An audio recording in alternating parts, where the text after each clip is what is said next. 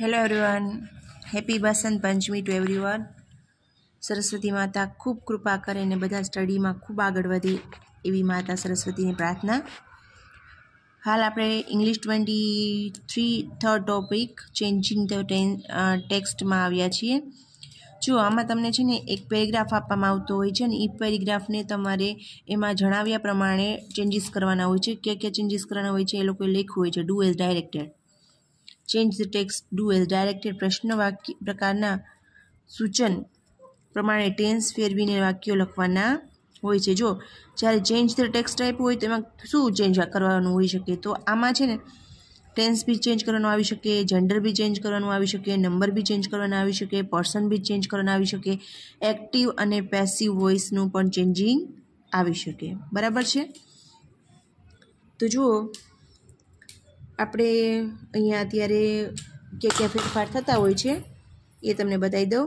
સર્વનામમાં ફેરફારમાં એક વચન, simple present tense હોય તો simple past tense, simple future tense, present perfect tense, past perfect tense, present continuous tense, past continuous tense, એમ ફેરફાર થતા હોય છે. પહેલો પુરુષ આઈ, બીજો પુરુષ યુ, ત્રીજો પુરુષમાં હી અને શી. આઈ હોય તો આઈ ઈટ, તો એનું નકાર થાય I do not eat. I ate, I did not ઈટ.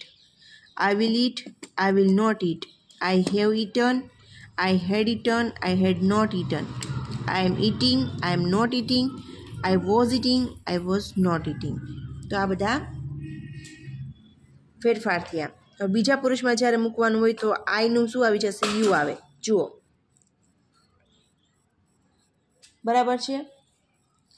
યુમાં બધા આખા સેન્ટેન્સ આવશે, પણ જ્યારે યુમાં મૂકો ત્યારે એના વર્બમાં કોઈ ફેરફાર થતો નથી. રાઈટ? સી એમાં ને એમાં આવે છે બીજો પુરુષ, ત્રીજો પુરુષ, હી અથવા શી. હી અથવા શીનો યુઝ થાય તો ઈટનું ઈટ્સ થઈ ગયું છે, ડુનું ડઝ થઈ ગયું છે. જોયું તમે? શી અને હીમાં આપણે સાદા વર્તમાન કાળમાં હોય ત્યારે એસીએસનું રૂપ મૂકતા હોય છે. હી at, he did not eat. She ate, she did not eat. Did મુકાય છે જ્યારે ભૂતકાળમાં હોય ત્યારે.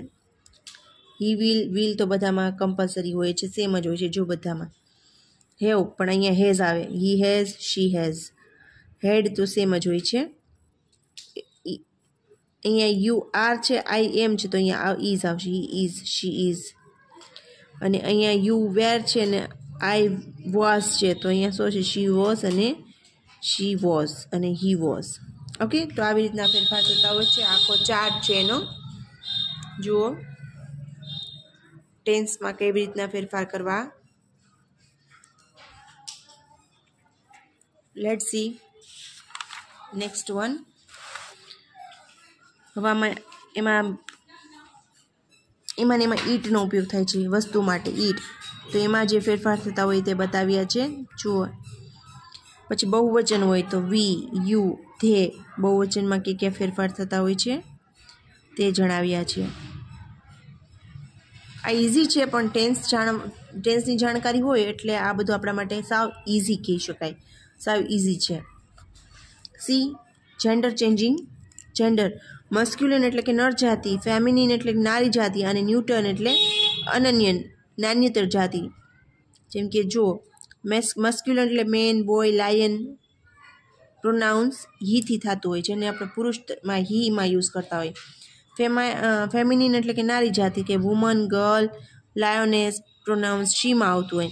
અને નાન્યતર જાતિ એટલે કે જે પ્રોનાઉન્સ ઈટમાં આવતું હોય, ટ્રી, બુક, એપલ વગેરે. જો અહીં તમને થોડાક મસ્ક્યુલિન્સ આપ્યા છે.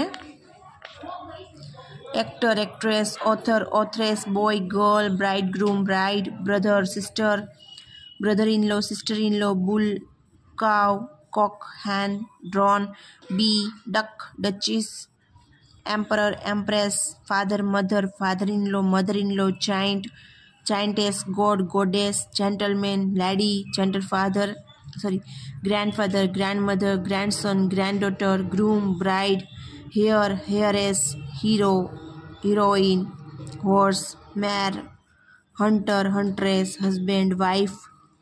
Some more masculine and feminine, gender, instructor, instructress, king, queen, landlord, lady, lion, lioness, lord, lady, man, woman, manager, manageress, master, mistress, mayor, mayoress, milkman, milkmaid, mock, nun, nephew, niece, peacock, peahen,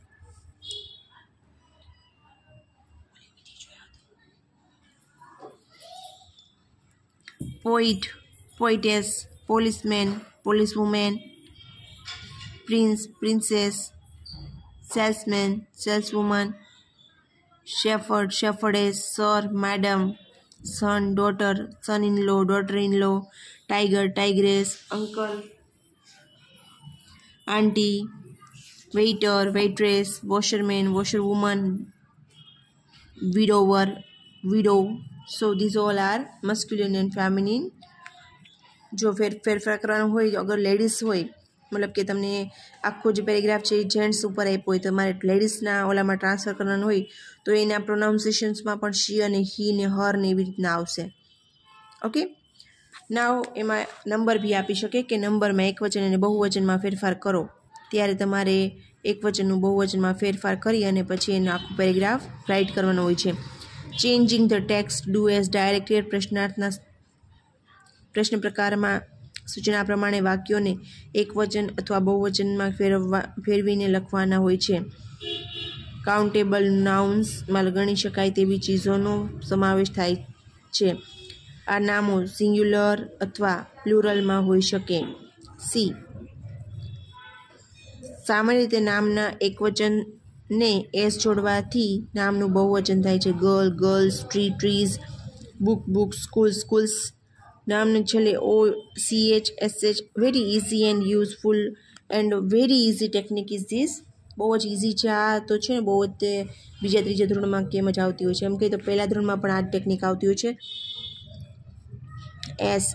SH, SSS કે x હોય તો ES જોડવાથી નામનું બહુવચન થાય છે. Mango તો mangoes, bench તો benches, dish તો ડિશિસ, બસ તો બસીસ, ક્લાસ તો ક્લાસીસ, બોક્સ તો બોક્સીસ.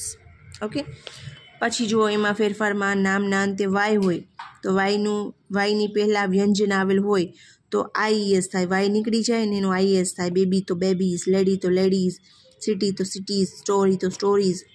નામના અંતે વાય હોય અને તેના પહેલાં સ્વર હોય, EIO. સ્વર કોને કહેવાય? 5 સ્વર હોય ઇંગ્લિશમાં, જેવી રીતના ગુજરાતીમાં આ ઈ ઉ વગેરે સ્વર છે, એવી રીતના ઇંગ્લિશમાં 5 સ્વર હોય, AEIOU. આ જ્યારે હોય તેની પાછળ ઓનલી એસ જ આવે છે. જેમ કે જો બોય, વાયને જોવાનો અને વાયની આગળનો શબ્દ જોવાનો, વર્ડ જોવાનો તો ઓ છે, સ્વર છે તો બોયઝ, એસ જ લાગે, YES થાય નહીં. Day, days, monkey, monkeys, donkey, donkeys. નામના અંતે એફ કે એફઈ હોય તો એફ કે એફઈના બદલે VES મૂકવાથી નામનું બહુવચન થાય.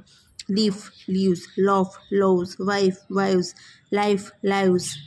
કેટલાક નામોના બહુવચનના રૂપો અનિયમિત હોય છે, જેમ કે child, children, man, men, man, woman, women, foot, feet, tooth, teeth વગેરે. આવી રીતના ફેરફાર થતા હોય છે. ઇન 7th one,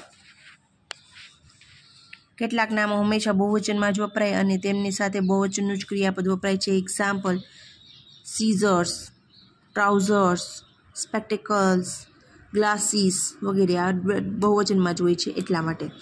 હવે પર્સન્સ, પુરુષમાં ફેરફાર થતા હોય તે. Changing the text do as directed પ્રશ્ન પ્રકારના સૂચન પ્રમાણે પુરુષ સાથે ક્રિયાપદનું યોગ્ય રૂપ અને યોગ્ય સર્વનામ મૂકીને વાક્ય લખવા. જુઓ આખો ચાર્ટ આપ્યો છે. આ ચાર્ટ તો મેઇન અને બહુ જ મોસ્ટ ઇમ્પોર્ટન્ટ ચાર્ટ હોય છે. આઈ સાથે બીનું રૂપ કયું આવશે? એમ. હેવનું હેવ, ડુનું ડુ. અધરમાં વર્બમાં કેવા આવશે? તો કે વર્બ સિમ્પલ આવશે, પ્લે અથવા ફ્લાય, વિધાઉટ એસીએસ. You, are, have, do, fly અથવા ફ્લાઇઝ. હી, શી, ઇટ, એની સાથે ઇઝ આવે, હેઝ આવે, ડઝ આવે, પ્લેઝ અથવા ફ્લાઇઝ આવે. વાયનું જો IES થયું. બહુવચન હોય ત્યારે we are, you are, they are. અગર જો હેવનો ઉપયોગ થાય તો we have, you have, they have. ડુનો ઉપયોગ થાય તો we do, you do, they do. Play, fly, વગેરે મૂળ રૂપમાં આવશે. અને લાસ્ટ આપણે જોયું હતું English 10th grammar 23rd topic change the ટેક્સ્ટમાં આપણે 5થમાં topic active and passive voice કઈ રીતના કરવું, કર્તરી અને કર્મણી પ્રયોગ, changing the text, do as directed. પ્રશ્ન પ્રકારમાં આપેલા વાક્યોને સૂચન પ્રમાણે પેસિવ વોઇસમાં ફેરવીને લખવાના હોય છે. ભાષામાં ક્રિયાપદના 2 પ્રકાર હોય છે, ટ્રાન્ઝિટિવ વર્બ સકર્મક ક્રિયાપદ અને ઇન્ટ્રાન્ઝિટિવ વર્બ અકર્મક ક્રિયાપદ. ઓકે, ક્રિયાપદ એટલે કે ટ્રાન્ઝિટિવ છે કે ઇન્ટ્રાન્ઝિટિવ તે જાણવું કઈ રીતે? સાવ સહેલી રીત છે. ક્રિયાપદને વોટ પ્રશ્ન પૂછવાથી જો કોઈ ઉત્તર મળે તો સમજી લેવું કે તે ક્રિયાપદ ટ્રાન્ઝિટિવ છે અને જો એને ઓબ્જેક્ટ એનો મળી આવે છે. આ બધું આપણે શીખ્યું હતું. એમાં આપણે લાસ્ટ આપણે સિમ્પલ પ્રેઝન્ટ ટેન્સ સુધી જોઈ લીધું હતું. સિમ્પલ પ્રેઝન્ટ ટેન્સ સુધી જોઈ લીધું હતું લાસ્ટ વિડીયોમાં. હવે આપણે સિમ્પલ પ્રેઝન્ટ પરફેક્ટ ટેન્સનું જોવાનું છે. So see the peon has rung the bell. તો શું વગાડે છે? The bell. The bell has been rung by the peon. The girl have decorated the room. શું ડેકોરેટ કર્યું? The room. The room has been decorated by the girl. જો અહીંયા has, have પછી બીન use થયું ને પછી ઈડીવાળું ફોર્મ, V3 ફોર્મ. એક્ઝામ્પલ્સ છે. પહેલા વાક્યમાં હેઝ પ્લસ રંગ છે. પૂર્ણ વર્તમાન કાળમાં પેસિવ વોઇસમાં ફેરફાર કરવામાં આવે એટલે બાય પ્યુન પાછળ વયું જાય છે અને બીન આવી જાય છે. જુઓ અહીંયા હવે હેઝ અને રંગ વચ્ચે બી ક્રિયાપદનું ભૂતકૃદનનું રૂપ બીન મુકાય છે. હેઝ પ્લસ બીન પ્લસ રંગ. ટૂંકમાં સહાયકારક હેવ હેઝ સાથે 2 ભૂતકૃદંતો આવશે. એ બીનું બીન અને બીજું મુખ્ય ક્રિયાપદ રિંગનું રંગ. ઓકે, ઈમો ટોપિક છે. Past perfect tense. The teacher had taught a poem. શું શીખવે છે? A poem had been taught by the teacher. The children had eaten fruits. શું ખાધું? Fruits. Fruits had been eaten by children. See next one. I had bought a red dress. કેવો dress? Red dress. A red dress had been bought by me. Active વોઇસમાં subject તરીકે indefinite pronounce અનિશ્ચિત સર્વનામો જેવા કે someone, somebody, nobody, people વગેરે હોય તો તેવા વાક્યને પેસિવમાં ફેરવી વખતે તેમને પેસિવના ઓબ્જેક્ટ કર્મ તરીકે મૂકવામાં આવતા નથી. ઓકે, જો અહીંયા આપણે એક્ઝામ્પલ આપ્યું છે. Someone gave me this book. This book was given to me. Someone નથી મુકાતું, ટુ મી અથવા ટુ યુ વગેરે મુકાઈ જાય છે. Nobody has told me about you. I have not been told by about you. Okay, જો અહીંયા તમને 4 ટાઈપો છે. એક્ટિવ પેસિવ વોઇસનો a table at a glass. A glance tense, simple present tense, simple past, simple futures, present perfect, past perfect. Active voice માં I read a book. A book is read by me. He reads a book. A book is read by him. Active voice passive voice માં transfer થાય ત્યારે કે ફેરફાર થાય છે તો જુઓ અહીંયા I planted a tree. A tree was planted by me. He planted a tree. A tree was planted by him. I will give you a gift. You will be given a gift or gift will be given to you. I have bought a pen. He has bought me a pen. A pen has been bought by me. A pen has been bought by him. And past perfect, I had swept the room. The room had been swept by me. He had swept the room. The room had been swept by him. See? તો આ બધી examples છે ને આની text છે. Exercise do at home. See some more exam oriented exercise. Exam નજીક છે તો do as fast as you can.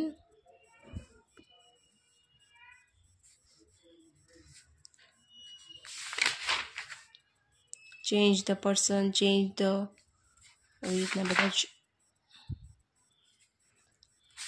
Questions આપેલા છે અને આન્સર બી આપેલા છે. Do in a practice at home. Okay, up to here. Thank you. In next video we will see another one topic. Till then, bye bye.